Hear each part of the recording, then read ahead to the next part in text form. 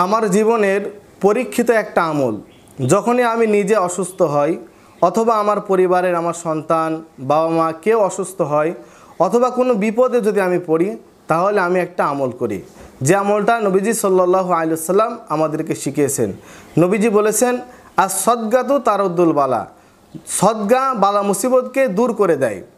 তাই যখন আমি অসুস্থ হই তখন আমি সদগা করি, তবে আমি সদগাটা বেশিরভাগ করি কোনো এতিম বাচ্চা, এতিম অসহায় বাচ্চা, মাদ্রাসার শিক্ষার্থী, তাদেরকে দিলে আমি দেখি যে কারেন্টের মতো কাজ হয়।